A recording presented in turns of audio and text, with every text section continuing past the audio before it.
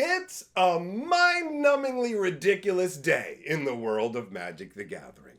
There has just been a new leak from the upcoming Spider-Man set, and when combined with recent spoilers, it paints a very grim picture for Magic. On top of that, Edge of Eternities is continuing to cause issues. Magic. I am a wizard! History. I'm an old wizard! The Magic Historian. My bones hurt. Greetings, owners of fine luxury cardboard rectangles, my friends. I hope the day finds you well because we have gathered for another glorious installment of Mega Magic News. We absolutely have to talk about what's going on with Spider-Man. We have actually probably the most insanely difficult to look at leak in Magic the Gathering's history. Jonah Jameson, where he's normally pounding the table going, "Get me pictures of Spider-Man!" But this time he just says, "Get me more pixels!" Because obviously this is ultra pixelated. But don't worry, I'm going to tell you what this card does, and buckle up because it's bonkers. 2 black and 3 for a 4/4 Death Touch lifelink legendary symbiote spider hero creature. It's so crazy how much they tack onto cards. Speaking of which, the ability is a massive word salad. It says, when this creature attacks, until end of turn, you may look at the top card of your library at any time and may play cards from the top. But here's where it gets really crazy.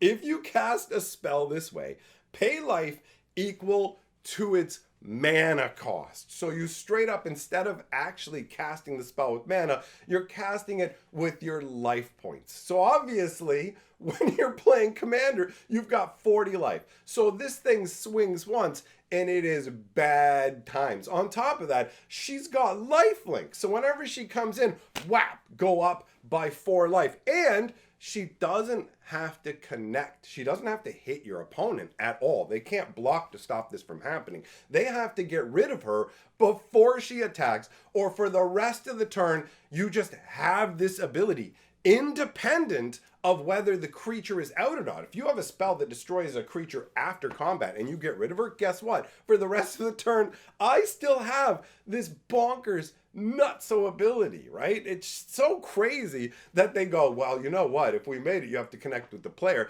There might be ways to stop it, but we don't want anybody to be able to stop this trigger of a Bolas's Citadel, which costs less mana than a Bolas's Citadel and is strapped onto a 4/4 lifelink Death Touch creature. It's so nuts. Slap some First Strike on there, and guess what? Nobody's ever going to be able to take her out as a blocker unless you can get a ton of creatures in the way, because when you've got First Strike and Death Touch, you can just go ping, ping, ping, 1 point to each dude. So four blockers would all get knocked down. You'd need basically like 5 creatures that were all 4/4 or bigger to take this thing down if it had First Strike. So I mean, guess black isn't that great at getting First Strike, but there's a ton of equipment and other abilities that do add it. So it is fun to let your imagination run wild and free.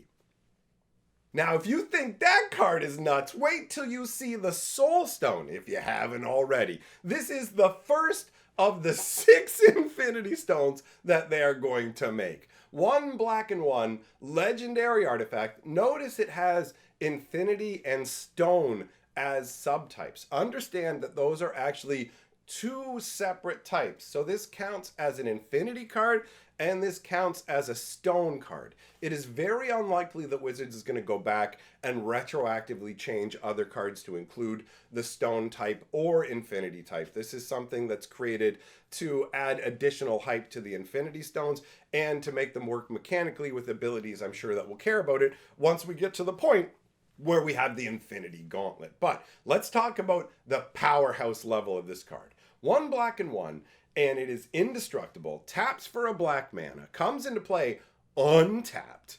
1 black and 6 tap it. Exile a creature you control. Harness the Soul Stone.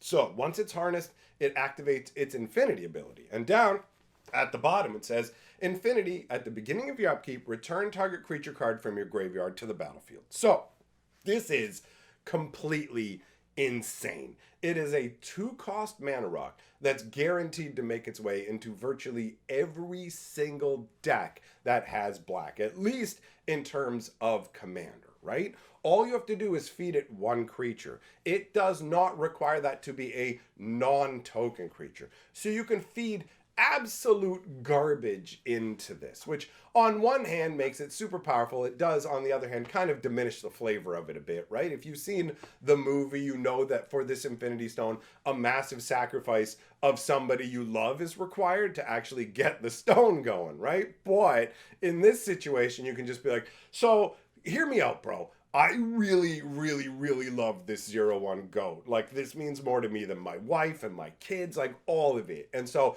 I'm just going to throw him in the pit and activate the stone. And they're like, yep, sure enough, sounds good. It's like they were paying attention to the rules in the second movie where Hawkeye and, what's her name, Black Widow, are both pulling each other back trying to leap off the cliff. And it's like, don't either of you understand this won't work if you do that? The rules set in the first movie. Anyways, I'm not going to get too much on an aside about that. But either way, this is representing that stone from the actual storyline, and in terms of like the flavor, it's a bit of a miss there. It's good you have to get rid of a creature, exiling and it's permanently gone, but just the fact that it's any creature, I mean, what are they going to say? You have to sacrifice your creature with the greatest power. It's kind of hard to equate love on a Magic the Gathering card. But putting that aside, this is broken. This is so crazily broken. A 2-cost mana rock. They already said that they shouldn't have made Arcane Signet, which is something that's 2 to put out and taps for a mana of any color of your commander's color identity, because it's too ubiquitous. It goes in all the commander decks. Well, now they're creating a set of soul stones, or I should say infinity stones, that will go into every deck. There's going to be one across all 5 colors, and then they will do one that taps for all colors or colorless. We know we're going to be getting a set of 6 of these because they're doing alternate artwork that literally shows Thanos wielding the Infinity Gauntlet with the stone in the appropriate spot, right? And there's only the 6 spots or whatever for it. So I don't really see them doing... I just found out last night that apparently there could be up to 13 of these Infinity Stones as opposed to 6 based on the comic books. So it's theoretical that Wizards might actually go with more Infinity Stones. We don't really know how deep the Marvel well goes. We do know that Mark Rosewater's coming out and saying things like, if you have a Marvel character you're a fan of, you're going to end up seeing it. So we know we're getting multiple Marvel sets next year. We don't know how many years this massive collaboration is going to go on for. But if they only put an Infinity Stone in each set, that means that we have 5 more Marvel sets coming, bare minimum. Now, also, keep in mind, they might skis and go, hey, you know, most of these Infinity Stones we put into regular sets, but what if we made a secret layer you buy directly from us that has one of those Infinity Stones, and it's the only way to get it, and it's functionally unique. Now, obviously, they wouldn't be able to include that in standard. I guess they could just say it's standard legal. I don't think they're going to get that ridiculous, though. It does look like they're trying to build standard back up properly, but it does make you stop for a second and go, like, where are we going with this Infinity Stone nonsense? So ultimately, you can see the power level on this is bonkers. And Spider-Man is very much we've got some cards that are insanely powerful and a bunch of stuff that's so underwhelming that you could see massive amounts of people coming out and going, why is the Wizard starting out with such weak nonsense? I was hyped for Spider-Man, and now I want nothing to do with it, right? So, for any of you who are wondering, the Infinity Stone will not be the bundle promo. That's actually the Gwenom that we looked at. That leak is 100% confirmed because it was pulled off of Wizards of the Coast packaging for the upcoming Marvel gift bundle for Spider-Man or whatever. So ultimately, that one is 100% real. That even though it's pixelated into non-existence, with great power comes no pixels, son. So ultimately, Wizards is just like cranking the power rate up. These Universe Beyond sets are warping Magic in a number of ways. Power creep is a massive problem because Wizards now, like, okay, you're building a black commander deck. Are you going to include the Soul Stone? 99% of the time, the answer becomes yes, right? Why would you not include this? It's in your colors. It's straight up. Do you run like Charcoal Diamond? Never again. Charcoal Diamond is 2 cost, comes into play tapped, and taps for a black. This taps for a black and literally is indestructible, comes into play untapped. So it already beats Charcoal Diamond with the exception of the fact that you do have to pay black to cast it. But that's very, very minor, almost not even to be considered, right? So it's the same as that kind of mana rock. It's the same. It's better than a bunch of the talismans you're going to run with. Sure, it only gives you 1 color, but it literally will let you resurrect a guy at the beginning of each of your upkeeps every single turn for the rest of the game. And the indestructibility means it's going to weather a lot of removal. So if you go to build a black deck, you're almost guaranteed you're going to want to play this. And that's what's going to happen with each of these soul stones, right? So let's say you like to play 3 color decks. Well, now at least 3 of your slots are going to be locked up by these infinity stones. You're going to have the black infinity stone, the red infinity stone, the green infinity stone for your black, red, green deck. And then if they make the 6th one a colorless one, or one that makes any color, guess what? That's 4 stones for your deck. And we're talking about a commander deck where you've got 100 different slots. 35 of them are roughly, give or take, taken up by lands. So you've got the other 65 slots, right? And you've got 4 of those cards that are dedicated to these stones. And so this basically makes a bunch of other cards obsoleted. But what happens when Wizards wants to make new stuff that's going to get you to play in the commander decks? They have to compete with the power level of the stuff they're making. So a few years down the road, you get more craziness. Universe Beyond has already massively affected Magic design. Do you remember Orcish Bowmasters from Lord of the Rings? Wizards said, you know what? We learned our lesson from Orcish Bowmasters. We definitely shouldn't have made a card that does 1 damage to all these different guys when there's only 1 toughness on a bunch of guys. So our solution is we're just going to start making guys with higher toughness going forwards. And do you see how that works? So then later on, they'll look and go, we want to do another Bowmaster effect, but it's weak now because everything has higher toughness. Oh, I know, do a Bowmaster effect for 2. And so now all of a sudden they come and go, we shouldn't have made a Bowmaster effect for 2 guys, so we're going to make more creatures with toughness 3. And do you see, like, it's a very simple way to see the progression of creep where things get stronger and crazier and stronger and crazier, and what you have doesn't matter. You gotta get the new stuff or you just get hosed. And the Universe Beyond doesn't just squat over Magic from a power creep perspective where they have to have crazy powerful cards in each Universe Beyond set, because those sets can't fail. The shareholders are staring at you. You gotta make the money. It's gotta be banger. So they have to put insanely powerful stuff in it. But on top of that,